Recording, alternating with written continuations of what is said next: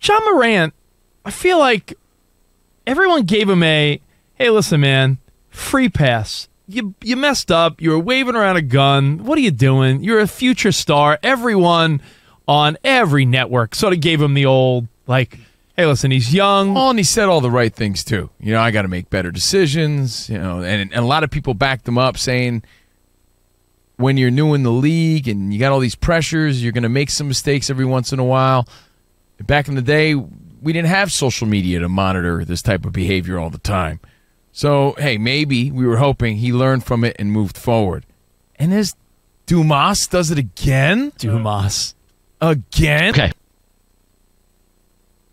There's an old saying in Tennessee, I know it's in Texas, probably in Tennessee, that says, fool me once, shame on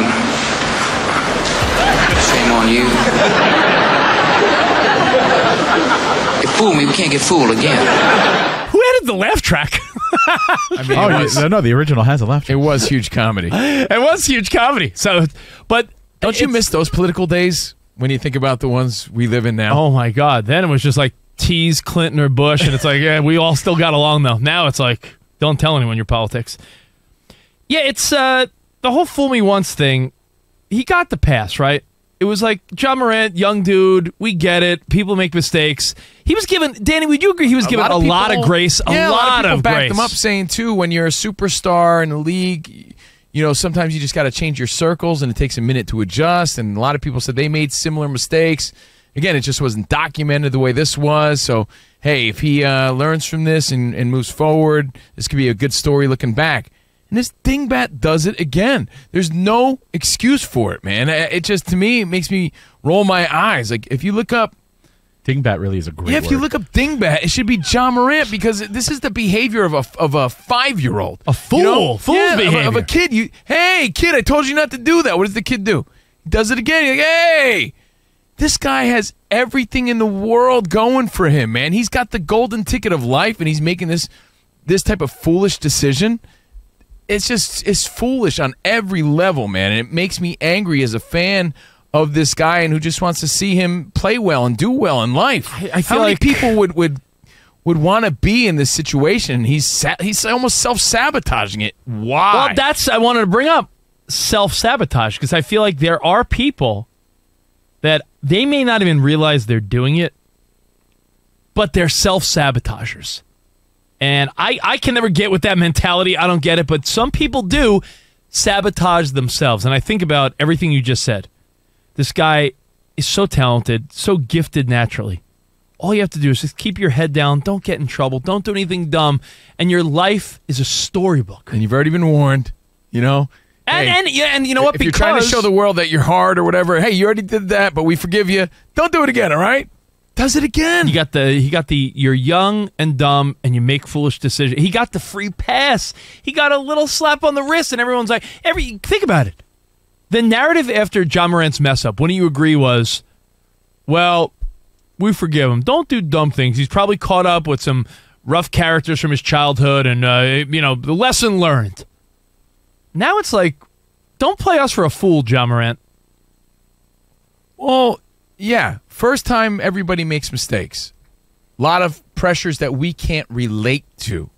Okay, so he got the pass. Now he's just a dingbat. Like you said, fool me once.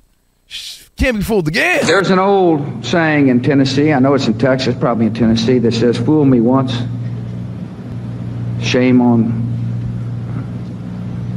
you.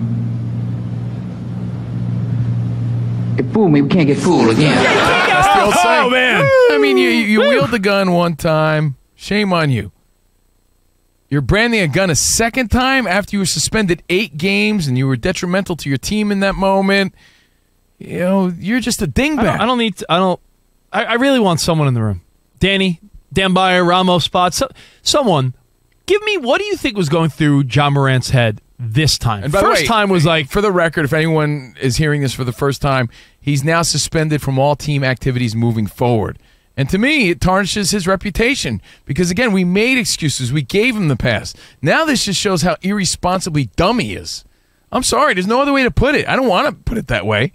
We already said, hey, we hope you learn from this, and believed him. did it again. And it only goes to show you the mindset maybe of a lot of young people. We were talking about this off the air. And by the way, this isn't like addiction, by the way. This is so desensitized that this is not a big deal. No, but it's not like I'm trying to think of other things. It's not like an addiction. You know how someone may fall off the wagon and it's like, oh man, we thought you were clean. That's something that people battle with. This is just, again, as you said, dingbat behavior. There's no addiction or struggle with foolish behavior. And like I said, I'm going to say it one more time. What angers me about this is that you got the golden ticket of life.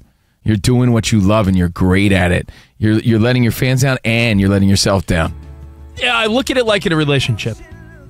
If you got caught doing something wrong and your wife or husband forgave you, if you did it again, isn't that like you blew it? I gave you a second chance. Now you're on your third chance. Yeah, so this should be Ja Morant's third chance once everything. Yeah, and the world loves a second chance story, right? So we were all behind Ja Morant. I'm a firm believer in second chances. I think a lot of people are. I'm not a firm believer in third, fourth, and fifth chances.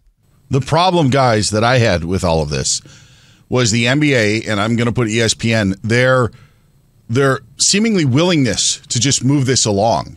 He was caught flashing a gun on a strip club in early March.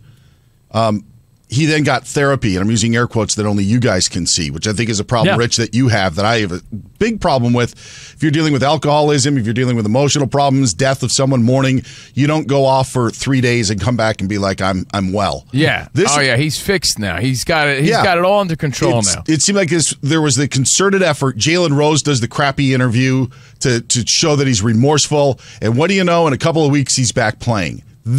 I'm going to play just 10 seconds of what Ja Morant said the day he returned to the Grizzlies after all this happened, which was only 2 weeks later.